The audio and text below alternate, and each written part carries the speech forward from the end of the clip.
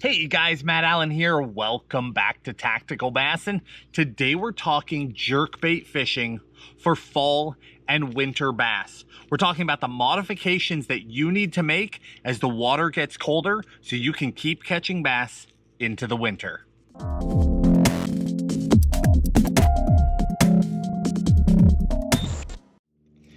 As you guys know, the jerkbait is one of the best ways to catch bass this time of year. It's one of a handful of baits that actually trigger a feed response in bass. We've been talking about it for a while. We did a jerkbait video, maybe a month ago, talking about fall jerkbait fishing?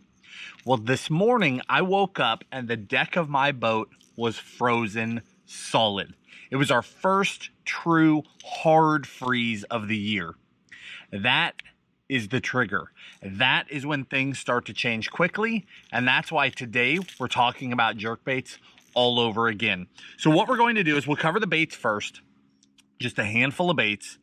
Then we're going to get really advanced. I'm going to talk very specifically about gear. Now, not just about my favorite jerkbait rod. I don't even have to tell you what this is. If you guys have watched all our other jerkbait videos, you know. But we're going to talk very specifically about line care, and some tricks there that you need to know because it's impacting your fishing. And then we're going to get really dialed in. We've got a gram scale sitting here today. We've got a variety of hooks sitting here off camera today. We're going to actually weigh hooks and talk about how to properly balance a jerkbait for the winter time. This is so overlooked and one of the most important things that you can do if you want to be consistent with a jerkbait throughout the cold water months. So kicking it off with baits. As we go into fall, this is more of a recap than anything. As we go into fall, we like baits with a lot of flash. There are two baits that really stand out. One is a Lucky Craft flash pointer. The other one is a Jackal re-range. Both of these baits have a similar body shape. They're wider at the top than they are at the bottom. They have flat sides on them, totally flat sides. As a result, when you're ripping that rod, giving these baits action, that bait is rolling as it makes its cuts, and it throws these giant flashes of light out into the water. Now that matters because in fall, bass are corralling bait fish. They're pushing them to the backs of pockets. They're pushing them up in the shallows, up against grass, deep into pockets where they're corralled against rock. They'll do it around docks, all over the place. These fish are corralling bait fish. You need a bait that when you're working it, you've got sound. Sound is working for you, but flash is what will set you apart from everything else. When there's 1,000 shad in a pocket and all of a sudden you come in there with sound, the bait fish will move out of your way. They'll create a space around you. When that bait moves and flashes, that's when the fish key in on it. The key is to throw baits that will throw that light, will throw that flash, and will get those fish to lock in on your one bait amongst the thousands of real bait fish. So these two baits do a great job of it. Now, particularly the re-range. This is one of my absolute favorite baits. This is the medium runner, which was new this fall. So they make it in a standard. If I zoomed this camera out and you saw the amount of jerkbaits laying on this deck, it's a problem. I'm obsessive with my jerkbaits, just like I am about swim baits, jigs, crankbaits. So here's a standard re-range. See the size of the lip? Here's that medium runner that was new this year. Compare the lip sizes here. Okay, so this one just goes deeper. That's the difference. The bodies are identical. Now there is a difference in hardware. They dropped from a number 3 to a number 2 split ring to help balance the baits. It's the little things that make a big difference with jerkbaits. So we've got the re-range and the flash pointers to get us into and through the fall. Now, of course, you could be throwing a Megabass that entire time too. But as the water begins to get colder, this morning we had that hard freeze. This is where things really change.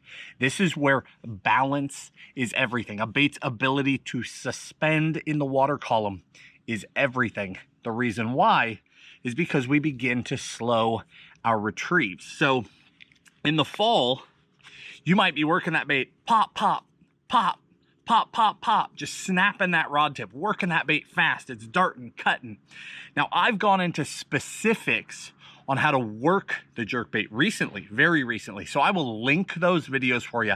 I'm not going to go into the details of how to keep your slack up, how to avoid accidentally moving a jerkbait before you snap the rod tip. Those things are critical. So if you don't have that piece of the puzzle, that video down in the video description, along with all these baits and gear and everything, will be linked. So watch that one, because I'm not going in depth there today. I need you to already know that piece of the puzzle, how to work the bait properly. As the water is cooling, as we get into the 50s and below, the ability for that bait to suspend on longer pauses is critical. That bait has to just hover in the water column, because as the water's cooling, we want that bait to sit near the fish longer. We've seen in our underwater footage over the years that if you're working that jerkbait in cold water and you pause it, that the bass will do this slow approach. They don't come shooting up to the bait like they do in warm water. In warm water, they'll come 100 miles an hour just as fast as they can swim while that bait pauses for just a moment. When that water starts getting colder, those fish do this slow rise. It's like the longer the bait sits there in their zone, the more it just bugs them, and they'll just creep. And then when you twitch it, that next pause, they're on it. So it's critical that the bait can hover long enough for those fish to see it and decide that it's worth the time to come to it. Now, as the water temps are cooling, you will wait longer. I'm not going to give you exact water temps because it seems to vary around the country. It's relative to how cold your water will get. So for some guys, 55-degree water, you're on a 3, a 5, a 7-second pause. Somewhere else, a guy's in 40-degree water, he's on a 5 or a 7 or a 10-second pause. Okay, so you need to play with the length of the pause, but you pop, pop, either 1, 2, or 3 jerks, and then let that bait sit. You give it a 3 count, give it a 5 count, give it a 10 count, even longer if your bait is balanced and will truly sit there. And then snap, let it sit again. Snap, snap, let it sit again. You're giving them time to come to the bait. So hopefully that makes sense for you. Because that bait is going to sit there so long, it has to hover in the water. Otherwise, you'll have a bait that will slowly go like this. And when you go to pull again, you're snagged on the bottom because your bait wasn't balanced. It sunk while you were waiting. Or you'll have a bait that will rise, and it will rise away from those fish as they're coming up, and they'll just decide it's not worth it in that cold water and they'll let it go. So on that note, we are always playing with new jerkbaits. So many new jerkbaits came out this fall. I bought up most of them. We will try all those baits, and if another bait is a standout in the future, we'll tell you about it. But for now, the most balanced jerkbaits are the Megabass Vision 110s. There's 4 versions. I'll just hold up the whole mess for you, okay? This is a Vision 110 Junior. This is a Vision 110. Consider this the gold standard, okay? Then from there, I'm going to drop the little guy out. From there, you've got the 110 plus 1. Same exact body size, bigger lip. And then you've got the plus 2. Same exact body size, even bigger lip. So 4 baits. What's the deal with the baits? Well, between a 110 and a 110 Junior, they're going to fish the exact same. The difference is just size, okay? So this comes down to how large are your bait fish. I always start with the standard 110. Again, that's the gold standard. That's where I'm going to start. I'm only going to downsize if the fish aren't biting and I have to downsize.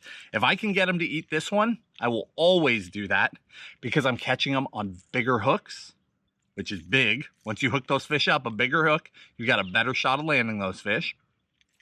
And also, it's a larger size, so the odds of me drawing a big fish are better. But if they won't eat it, immediately downsize. Now, as far as going from a standard to a +1 to a +2, that is just depth related.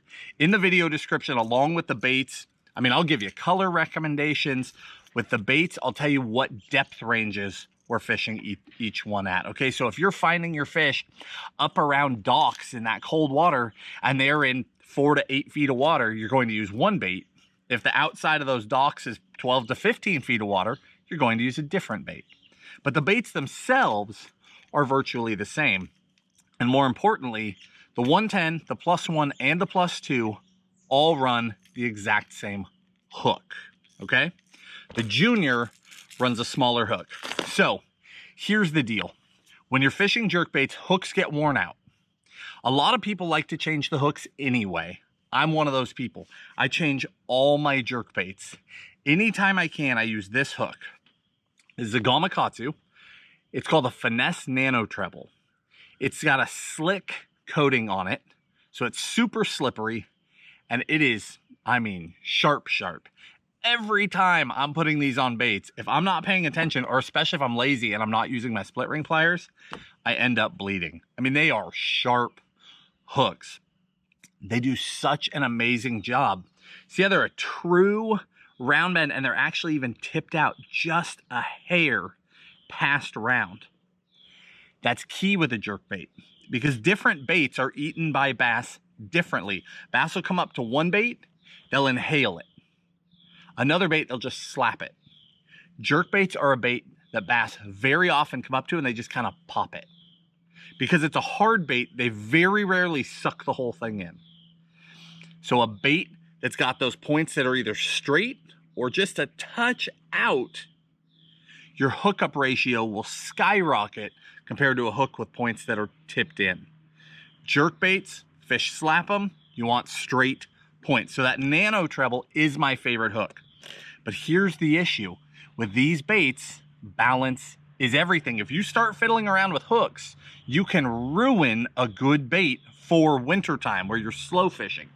So let's find the exact size hooks. I already know what it is. I'm going to show you, okay? I took this one right off of a 110. This is a standard 110 hook with a stock split ring. We're going to drop it on this gram scale, and I've got 0.46 grams. That's what I'm seeing on this scale. That is such a small increment, it's ridiculous. But again, we're trying to match and balance these baits. The closest that we can get to that is a number 2 hyperwire split ring. I don't even know if you can see it. You'll just have to trust me here. We'll put that on the scale. It by itself is 0.08. That part doesn't matter. The Finesse Nano Trebles come in all sorts of different sizes. This is a number 5. A number 5 with a number 2 hyperwire gives us 0.46 grams.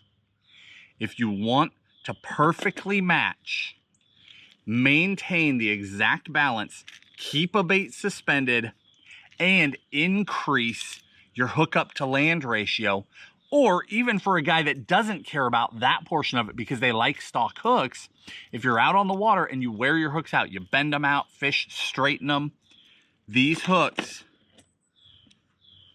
that guy with a number 2 hyperwire, are your exact replacement. Now, the one that's more difficult is actually the Junior. The Junior's tougher. So I've got a hook off of a Junior, and actually it's a prime example because this one is already all bent and messed up because I've been catching fish on it. There we've got 0.32 grams. The best that we can do is actually a different size hook. Okay, and again, I'll link them in the description because this stuff I know can get complicated. For the average guy right now, you're like, whoa, that's too deep for me.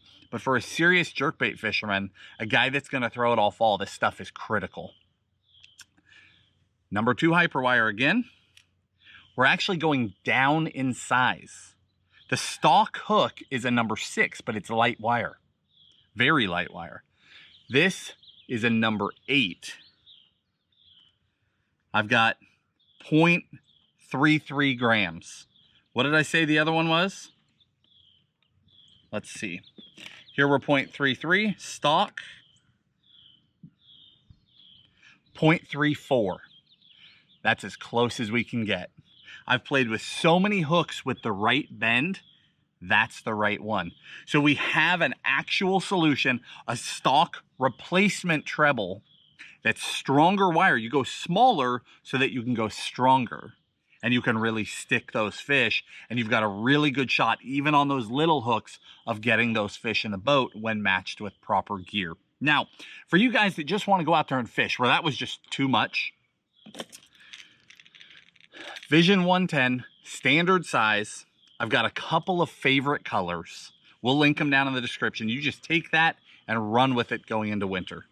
If you stop catching fish and it turns out that they're too deep, you notice on your electronics the fish are deeper than you can get, well then pick up a +1 and just continue right on your way. But if a guy wants to dial it in, if you want your gear to work exactly so that you can maximize your time, you're a tournament guy, you need every single bite, and when you hook them, you need to get those fish in the boat, those are your replacements, and I'll link them down in the description for you. Now, gear, here's one other tip for you before I wrap this up. Actually, I've got 2 tips for you.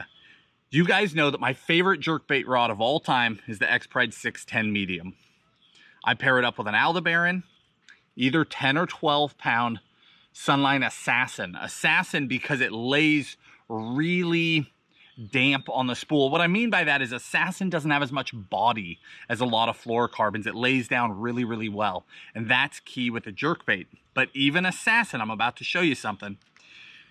Assassin, just like any fluoro, left on the spool will coil. So let me show you here. I'm going to put some slack in this line. See this line up here? This is the line that's been on the rod. It's stretched a little bit. When I pull this off the spool, this is old line. You see all that curl? That curl is death when you are jerkbait fishing. And I think this is so overlooked. I think almost no one pays attention to it. If you've got fresh line on a jerkbait, when you throw that thing out there, that line lays flat on the water. When you work that bait, that line stays flat on the water.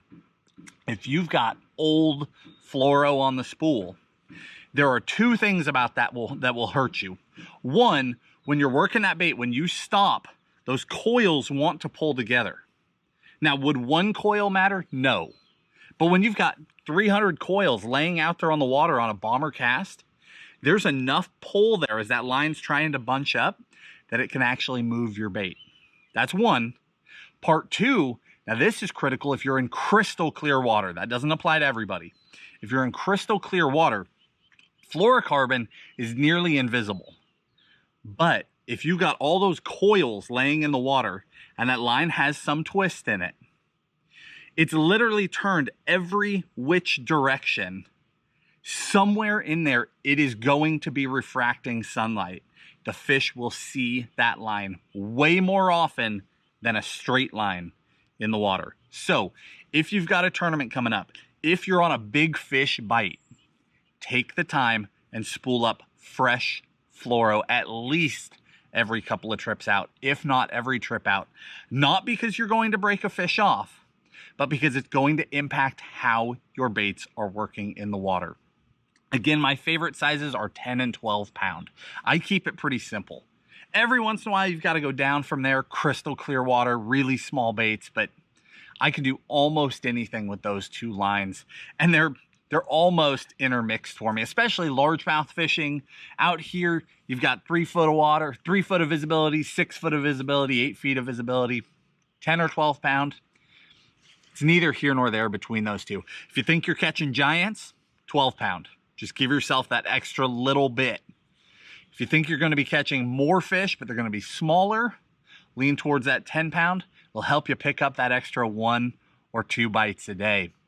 Then as far as rods and reels, I love that Aldebaran, but that's a high-end reel. I've been playing recently with that brand new Corrado 70, and it's doing a really good job. So you can also pair a Corrado 70, small spool size, and it'll save you a bunch of money over a high-end Aldebaran for a guy that just wants a really, really reliable mid-priced combo. And then down in the video description, like every video, we'll link all this gear. I'll link the different sizes of baits, my favorite colors by size, the exact replacement hooks, as well as a couple of budget jerkbait combos to go with my favorite. Guys, this is an awesome time of year to throw the jerkbait. We just got that cold snap. I mean, from here on, perfecting that slow jerkbait fishing is a player for the rest of this year and headed towards spring, and it's a lot of fun. Get out there and throw that jerkbait. Dial in your baits, and you'll get that extra bite when it counts. If you enjoyed the video, hit the like button, subscribe to the channel, and we'll talk to you soon.